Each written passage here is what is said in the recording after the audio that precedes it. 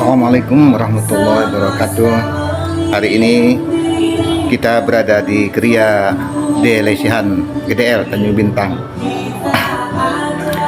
Pada hari Rabu 8 November 2023, mungkin hari ini akan kita update sesuatu hal yang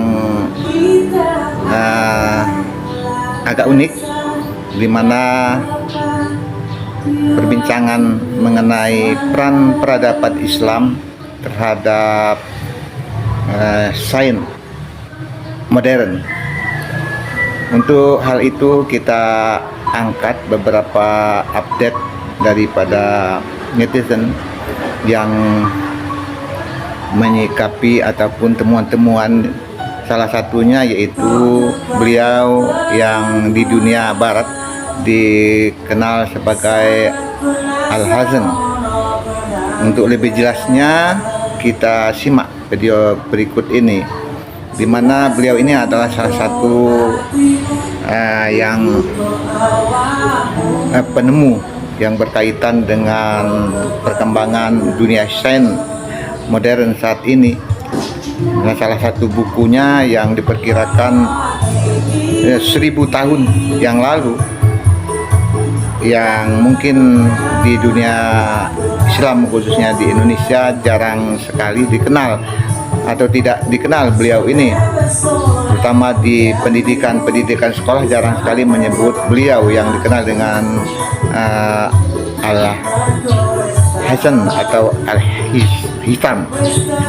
Oke, kita simak video berikut ini. Ini bukan Quran, bukan buku doa-doa, bukan kitab kuning yang biasa dibaca di pesantren. Percaya atau tidak, buku ini dibaca oleh Galileo Galilei, Johannes Kepler, René Descartes, sampai Leonardo da Vinci. Judul aslinya dalam bahasa Arab adalah Al-Manazil, tapi kemudian diterjemahkan ke bahasa Latin menjadi Book of Optics.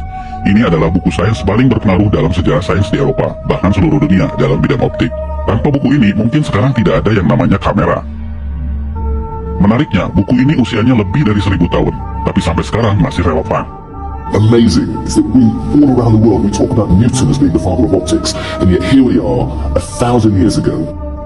Siapa penulis buku ini? Orang Barat menyebutnya Al-Hazen, sebutan Latin untuk Al-Haytham. Ya, beliau adalah Ibnu Al-Haytham, seorang ilmuwan muslim di abad ke-11, di mana ketika itu Islam sedang dalam masa keemasannya. Orang Barat menyebutnya the Islamic Golden Age. Allow me to introduce Ibn al-Haytham, a great scientist whose ideas led to the invention of the camera.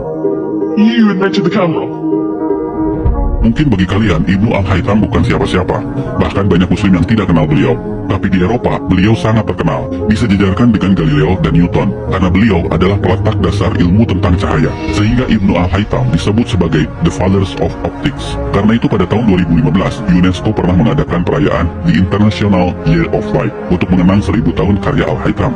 I'm pleased to partner with international organization 1001 Inventions to launch the World of Ibn al-Haytham Global Campaign to promote light science for the benefit of all. A groundbreaking scientist from 1000 years ago, the life and work of Ibn al-Haytham have never been as relevant as they are today. Salah satu temuan Ibnu Al-Haytham yang paling merevolusi pandangan sains dunia ketika itu adalah bagaimana beliau menjelaskan cara mata kita bekerja. Sebelum adanya beliau, para ilmuwan Yunani seperti Plato dan Euclid percaya bahwa mata mengeluarkan semacam sinar ke arah objek untuk bisa melihat. Hal itu kemudian dibantah oleh Ibnu Al-Haytham. Justru matalah yang menangkap pantulan cahaya, sehingga kita bisa melihat. Bahkan beliaulah yang memetakan bagian-bagian mata yang berfungsi mengatur masuknya cahaya, seperti iris, pupil, kornea, dan retina. Temuannya ini bukan sekedar teori. Ibnu Al-Haytham membuktikannya dengan eksperimen. Bahkan eksperimennya yang bisa dibilang cukup sederhana ketika itu menjadi dasar bagi penemuan kamera zaman sekarang, yang pada saat itu disebut kamera obscura. By the way, tahukah kalian, kata kamera berasal dari bahasa Latin yang artinya ruangan, sedangkan obscura artinya gelap. Jadi kamera obscura artinya ruangan gelap. Dinamakan seperti itu karena Ibnu Al-Haytham melakukan eksperimennya di ruangan gelap saat beliau di penjara. Beliau di penjara karena penguasa Mesir pernah memanggilnya untuk mengatasi banjir Sungai Nil. Namun usahanya dianggap gagal dan sang raja marah, lalu memenjarakannya. Tapi saat di penjara inilah justru jadi momen bersejarah bagi Ibnu Al-Haytham dan bagi perkembangan dunia sains modern. Salah satunya adalah penemuan kamera obscura. We have a beautiful view of a nice church just outside the window. Now, if I close this window, through this pinhole I created in this line, I'll be able to capture an image of this church on this transparent screen. However, it's an inverted image, as Ibn al-Haytham explained and demonstrated. You know, if I let this eye look through this pinhole, I'm gonna be able to see the image of the church again and invert it back on the retina. Kalau menurut kalian temuan Ibnu Al-Haytham ini biasa saja, perhatikan bahwa Ibnu Al-Haytham bukan sekedar menjelaskan cara kerja mata, tapi sifat dari cahaya itu sendiri. Beliaulah yang pertama membuktikan bahwa cahaya berjalan dalam lintasan lurus, sehingga beliau bisa menjelaskan pantulan cermin, pembiasan cahaya, dan fenomena-fenomena lainnya. Dan ini menjadi landasan penemuan semua teknologi yang melibatkan cahaya, seperti kabel optik, laser, komunikasi satelit, sampai akselerator partikel. I'm sort of wondering what Ibn al-Haytham would think. Doing experiments with candles and pinhole cameras, well, you wouldn't even be able to imagine a world 1,000 years later. I think it's come a long way, but ultimately using exactly the same principles that he was thinking about back then.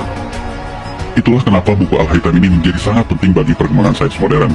Apa yang kalian pelajari di sekolah dalam bab optik, seperti cermin, pembiasan cahaya, lensa, cara kerja kamera, teleskop, mikroskop, semuanya berasal dari buku yang usianya 1000 tahun ini.